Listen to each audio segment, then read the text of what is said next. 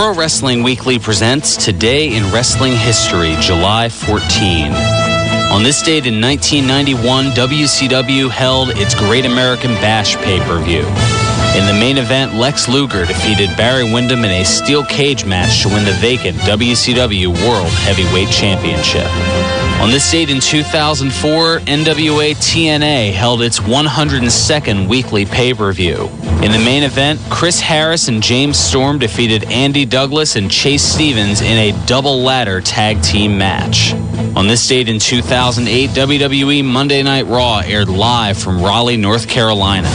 In the main event, John Cena, JTG, and Shad Gaspard defeated Cody Rhodes, Ted DiBiase Jr., and John Bradshaw Layfield by disqualification in a six-man tag team match. This has been Today in Wrestling History, July 14.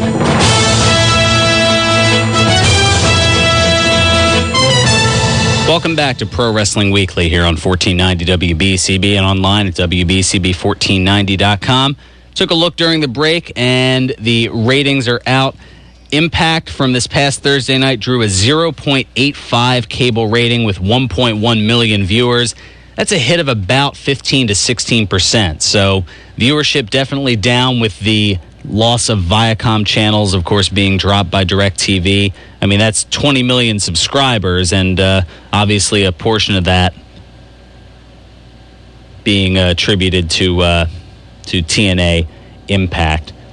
Spike TV, it says they plan to post full episodes, I guess, on their website of Impact to allow viewers to catch up on what they might have missed.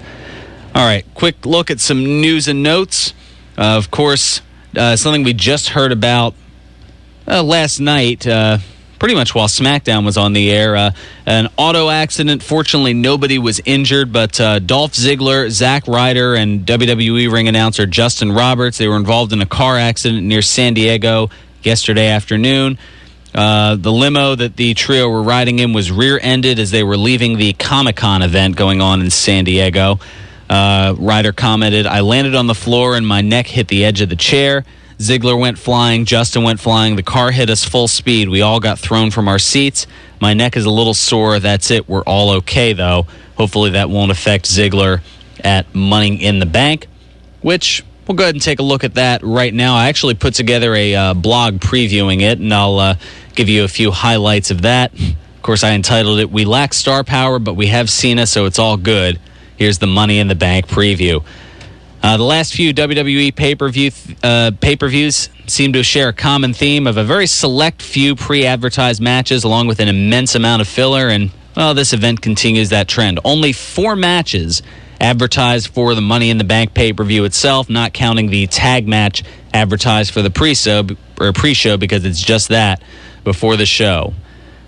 Be understandable if this is one of those 2-hour in-your-house pay-per-views from the mid-'90s, but all the WWE pay-per-views are 3 hours long, and so too will be the Monday Night Raw episodes. With that being said, let's take a look. Sheamus and Alberto Del Rio for the World Heavyweight Championship. How fitting is it that the World Heavyweight Champion is a redhead as the big gold belt, and whoever its holder is has always been treated like the redheaded stepchild of the WWE. Between that and the fact that Alberto Del Rio, his personal ring announcer Ricardo Rodriguez, has gotten more of a push in the last 8 months than Del Rio has, I think Del Rio is going to fall short despite his luxurious automotive entrance. I think Sheamus is going to take that one. You've got the Raw Money in the Bank ladder match for a WWE Championship contract. Big Show, Kane, Jericho, and John Cena. Usually it gives, this match gives an upper mid-card wrestler a chance to, ascend to the next level and hang with the main eventers. But this match, the stipulation is that it consists of only former WWE champions. So rather than use an opportunity to create new stars, we have 3 established former champions who are all north of 40 years of age, and the face of the WWE who just celebrated 10 years on television with the company. This, with that stipulation, I don't know. It screams of the possibility of adding at least one unadvertised superstar returning to the mix, and we have a couple who are just about finishing up their suspensions.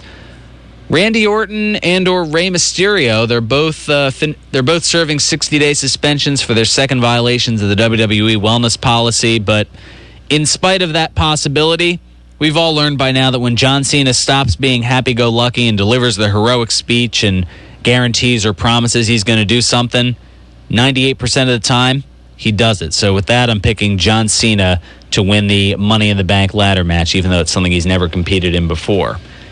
Now, something that is a little bit more of what I prefer as far as elevating new stars, the SmackDown Money in the Bank ladder match for the World Heavyweight Championship contract. You have Damian Sandow, Tyson Kidd, Christian, Santino Marella, Tensai, Cody Rhodes, Sin Cara, and Dolph Ziggler. So 8 men as opposed to 4 in the SmackDown ladder match. My only gripe with this is that both the United States champion and Intercontinental champion are in this match. They could easily be involved in storylines that would warrant them individual matches, beefing up the pay-per-view card to look more substantial. I mean, how good would it be if you had these 4 matches announced and, oh, by the way, a U.S. title match and an Intercontinental title match?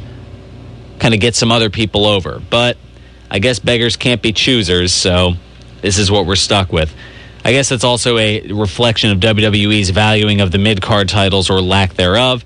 The predictable answer would be Dolph Ziggler, and, well, my heart tells me to go with Cody Rhodes, but the grandson of a plumber has lost a lot of momentum since losing the Intercontinental Championship to Christian at Over the Limit, so I believe that in some cases, predictable can be good. I think Dolph Ziggler, this is where he takes that next step and ascends into that main event level. And finally, CM Punk against Daniel Bryan with AJ as the special referee for the WWE Championship.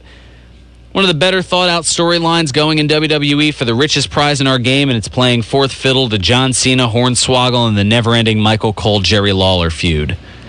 2 of the best wrestlers in the world, the WWE Championship, and for good measure, a love triangle. This match should be last on the card. Somehow, I don't think it's going to be. The biggest question going into the match isn't who's going to win, but where does AJ's alliance lie? I think Punk retains, but not before both participants at some point in the match get slapped by referee AJ. So I've got CM Punk winning that one. So Sheamus, Cena, Ziggler, and Punk, my predictions certain to go wrong. Do with them what you will, and enjoy Money in the Bank tomorrow. As you know, I will be as well. Hopefully I'll do better than I did at Destination X, where I went 1-4. Incorrectly guessing. Mason Andrews, of course, winning the last-in match to enter the X Division tournament. And, of course, winning the entire thing with Zema Ion, beating Sanjay Dutt, Mason Andrews, and Kenny King to win that X Division title. Of course, I guessed wrong with Austin Aries, beating Bobby Roode to win the TNA Championship. And Samoa Joe ended up beating Kurt Angle via ref stoppage to earn 10 points in the Bound for Glory series. The only one I got right, AJ Styles and Christopher Daniels, last man standing. I correctly got Styles on that one. So hopefully I'll do a little bit better with Money in the Bank, but still not too bad for the year. 54-32. So I've actually gotten more right than I have wrong. Who'd have thunk that? A couple of announcements of some former stars that are going to make their appearance at the 1000th episode of Raw coming up on the 23rd. The Rock announcing via Twitter that he's returning to it. He's going to, I guess, take a little bit of time off from filming his movie, as well as Mick Foley announcing as well. And WWE advertising Rey Mysterio for this Tuesday's SmackDown taping in San Diego. That is Mysterio's hometown, which leads me to believe there may be an unadvertised appearance either on Raw or at the pay-per-view. But either way, Mysterio very close to coming back, and Randy Orton not too far behind.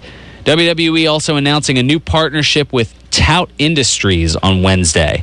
Now, what this is, beginning July 23rd during the 1000th episode of Raw, WWE fans will have the chance to be seen and heard via Tout, as real-time video updates will be featured during WWE television programming, as well as on WWE.com and throughout WWE's social media presence, and on in-arena video displays.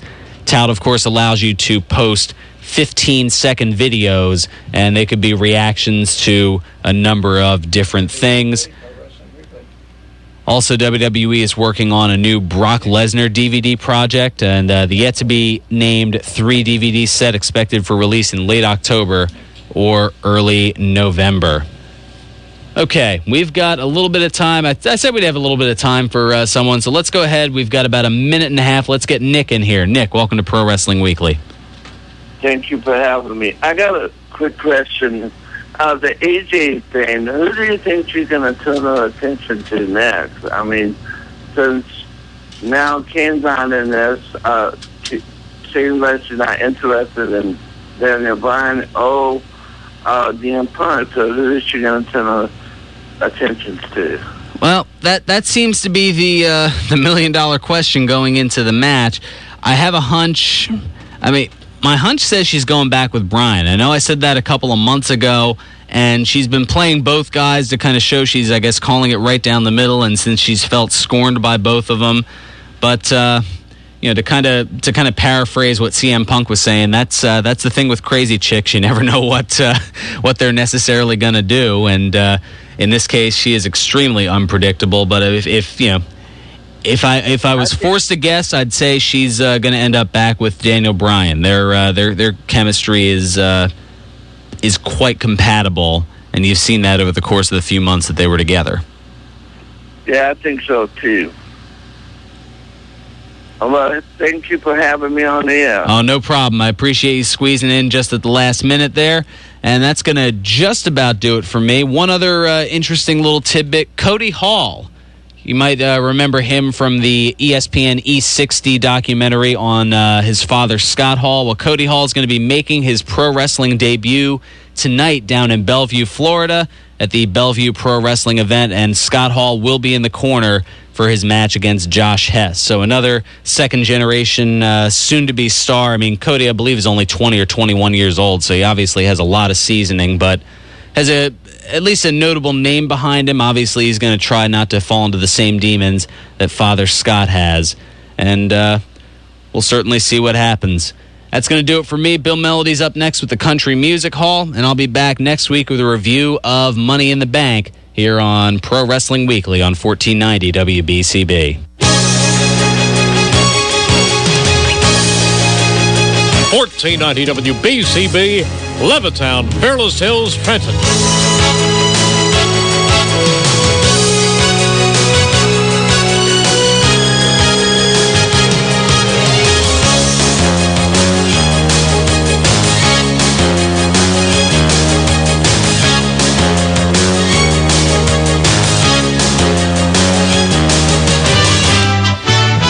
USA News, I'm Sean Scott Ferguson. Mitt Romney is demanding an apology from President Barack Obama for campaign aides who had been saying the Republican presidential candidate, which was the private equity firm Bain Capital, when it was sending jobs overseas. Romney insists he had no role whatsoever in the management of the firm at the time.